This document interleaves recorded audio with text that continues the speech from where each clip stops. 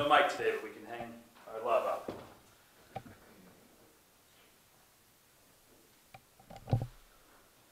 So step one, it was terrifying. This message that Mary received. He tells her it's good news. And it's terrifying enough, just the baby, but this baby is going to be important. This baby is going to make a difference, which means she's going to be important. I mean, file the whole business away about the virginity. She's just 16 years old, engaged to a grown man, and in an awkward state. It's more than enough to come to grips with. But the angel says, you are going to change the world. And I don't know anything really, no one knows anything about Mary's story before this, but I know my story. And I know that people haven't always believed in me. They haven't always trusted that I can change the world. I mean, maybe people always trust you, but my typical experience is that someone questions your decisions. Someone questions your ability to take care of each other, take care of yourself. Do people trust always your ability to make a good difference in the world with good ideas about how to do that? And whether we succeed at this or fail at that, the world is often so suspicious and cynical and pessimistic. It doesn't matter what you do. It doesn't matter whether you honk that horn at that person because they can't drive, so just be a jerk. It doesn't matter whether you recycle properly or not because, the heck with it, the world's going in the handbasket anyway. It doesn't matter even one little vote because the whole system is broken. It doesn't matter because you can't make a difference, so give up. And when the world keeps telling us that, we start to believe it.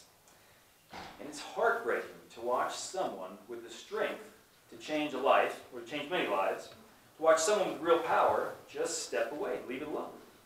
It's heartbreaking to see someone with the ability to love so embittered that they give up.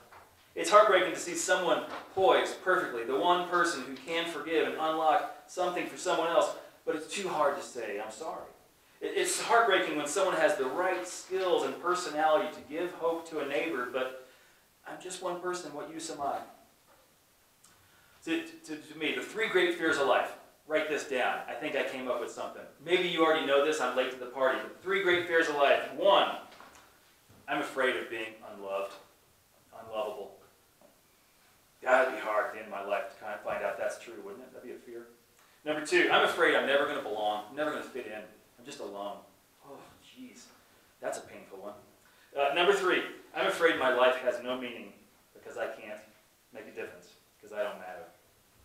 And whether you're 16 or 96, that can send a shiver down your spine if you're faced with that. So when God's message shows up to Mary, you do matter. You will make a difference. She's shocked. She can't handle it. And as we might be, when anytime the world tells us to shape it in a more loving way, and we find that's really hard. So often, so many people, they think love is just about some warm, face-to-face niceties. Or maybe love is about like deeply helping someone you know and care about. You can see them, you can watch the difference in their life take over. But so often, people refuse to believe that they can have a bigger impact on creating a world that helps people before they get into the crises that they're in. So often, many people, they think that they have this faith. They make faith about helping one person here, and politics is about shaping the world over here, and never the two shall meet. Which I think is terrible, and Jesus thinks is impossible. And Dennis, well, what does Dennis think? Put on the spot here. On the spot. Almost. Sort of. He planned to be on the spot. Yeah. Well, you're asking me to some extent things I've done to make a difference. I've done mountain rescue. I've been a volunteer firefighter. I've co-led an AIDS support group, and been in leadership positions and on all of those things and a lot of other things. And I think I've really helped a lot of people and made a difference in their lives, and in the process made a difference in my life. When you were a firefighter, were you alone battling any fire? Never. When you were on an AIDS care team, were you the chair and the only person on the committee? Once or twice I was the only person there, but most of the time, no. Yeah, I guess that happens once in a while when you're working on a committee. But Dennis is committed to working sometimes in systems to make love more active. Sometimes that's sitting on a chair of a committee, sometimes that's fundraising, sometimes that's writing bylaws, I don't know. But step two, back to our scripture. Mary isn't alone. She goes in the second passage that Dennis read back to her aunt's house. We don't know exactly their relationship, but Elizabeth is also pregnant. And I don't know what it means when these two pregnant ladies get together and their babies can somehow talk. Do you understand that? I don't get it. No, it doesn't make any sense. It might be some biblical mystic stuff. I don't know, but we're men. We don't understand this. But what I do understand is that there are some problems too big for me to fix, and there are some problems too big for you to fix, any of us. So sometimes we go out and seek support. And when Mary felt like she had this burden, she went out and she sought support for her heart to do this work. She realized, as I need to sometimes, I'll burn out if I do this alone. But if I find some partners, I can walk farther.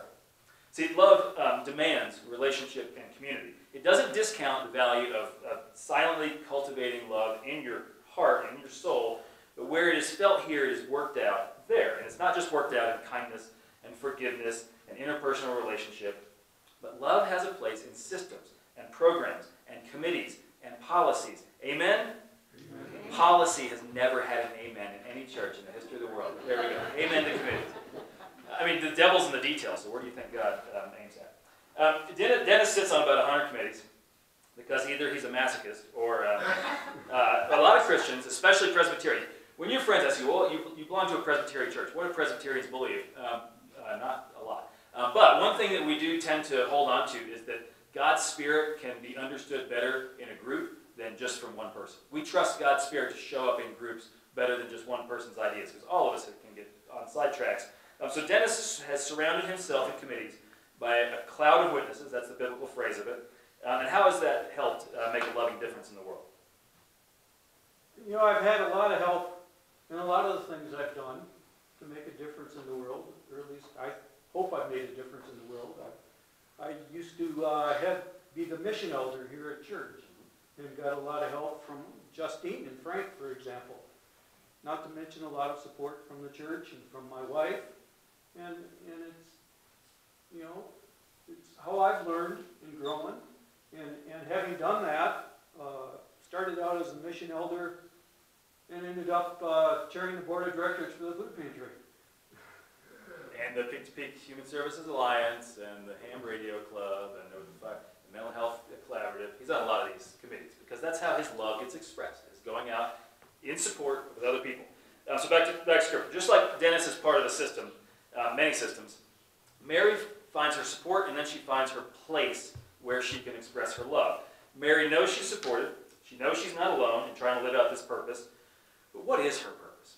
What is God's agenda for her life? And that's what her song is about. The last section that Dennis read is Mary's song that she sings to her unborn child. How am I going to leave my imprint on the world? She sings this. Sometimes I wish I had a motto, maybe a little shorter than Mary's, but I wish I had a motto, just this is how I want my life to go in a direction. Maybe you do. But hers, pointing her life in a direction that points her son's life in a direction that turns out to point the whole world in a direction, that the goal is to point us in a direction toward this principle. God favors the lowliest among us, and we should too. And God hates seeing the powerful and the proud take everything, and we should too. And maybe it starts by removing greed, by singing and shining God's light into their lives. Maybe it's literally pulling them off their thrones, as Mary said. Quite a thought this week. Which can sound harsh. God has brought down, the quote, God has brought down the powerful from their thrones and lifted up the lowly. God has filled the hungry with good things and sent the rich away empty. It can sound like we're going to get the guillotine out, right? Let them eat cake. Rah! Take away their food stamps. Rah! Remove protections for women and minorities. Rah! The let them eat cake thing. Do you know the story where that comes from? Has anyone heard what that really means? This guy knows. Okay, it's his first time in church, and he's on board here. There was a law passed in France way back in the day for poor people, so that any bakery, let's say you own a bakery, and you have cheap bread over here for poor people and fancy pastries over here for rich people. If you run out of the cheap bread, then the poor people can come in and buy the rich pastries for the same price as the cheap bread. The goal was to convince the bakery to make more of this and to give poor people access to eat something, right? So bakeries were supposed to have enough bread on hand when they they didn't, poor people came in, and you could buy them. That's the deal. So when Marie Antoinette says, we'll let them eat cake, what she's saying is, we have a plan. We're trying to feed people. There's a policy already in play here. Let's do this. Which I think is a pretty clever plan, but it didn't work. And the question of whether a plan works, I mean, I guess that's politics. The question of, do you have a plan? Why do you care about fixing a problem? That's faith. That's faith. Do you have a motivation to go out and help people? And our situation in America today, as terrible and mislabeled as it usually is, we're not fighting about politics. We have ceased to fight about politics a long time ago. We are fighting about what the problems are. We are fighting barely about solutions. We're fighting to motivate people to give a damn enough to not sit on their hands and let the evil that pushes through hearts and halls make problems worse. And that is faith. And that's about love. And that often plays out in absurd arguments in our homes and dumb news on our televisions and ridiculous sound bites. But don't be discouraged, because Mary and Jesus and we are called to heal a broken world with love. And sometimes that means you don't get caught up in the issues. You don't get caught up in the agendas. Sometimes that means we are here to tear down the platforms of greed and abuse that separate the overcomfortable decision makers from the real problems of the world.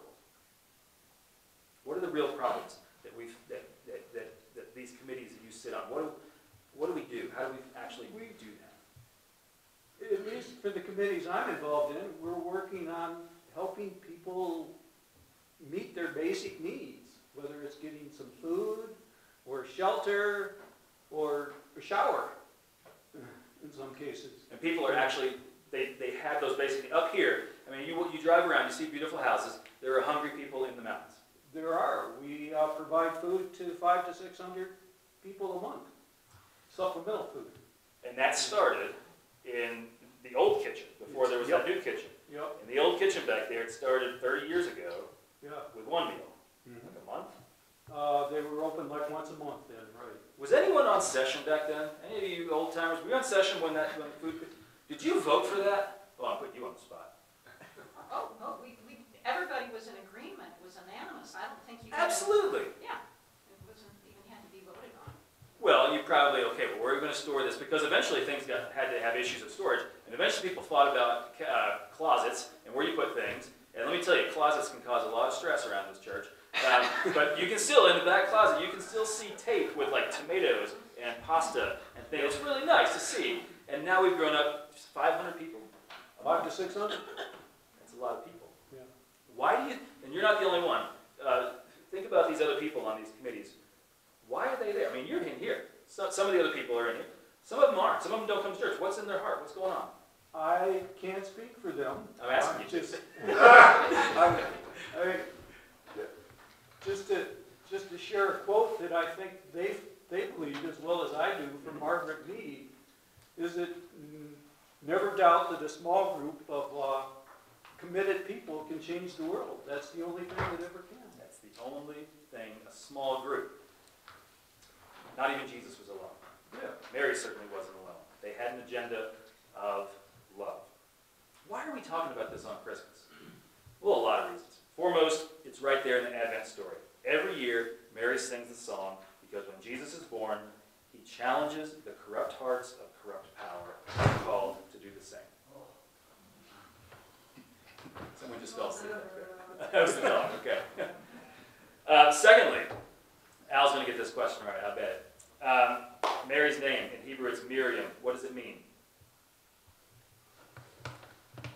You got it right last year. I thought you remember. It means rebel. That's what you get. It means rebel. I mean, she's a revolutionary. She raises her son to be a rebel. She changes the world by being a rebel. She changes the world by giving birth to a revolution of love and justice, and she calls us to rebellion.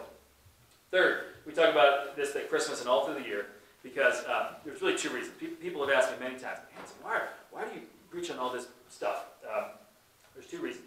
One, it challenges an entrenched and ensthenced political ideology that is so soaked in sin that only Jesus can redeem it.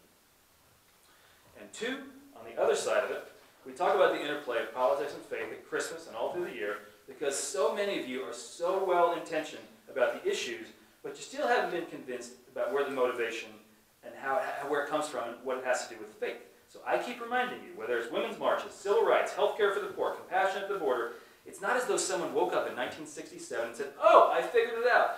We're all enlightened. Let's have a humane way to do life. No, plenty of people outside and inside the church think that's the whole love, is the whole foundation of social justice. It's what a good person does. But those issues, whatever those issues are, gay rights, environmental stewardship, poverty, even taxes, it's all grounded in a motivation to love and have that love spread around the world.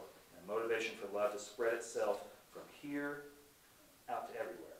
Mary sang it, Jesus lived it, and now it's our turn to shine it more into the world.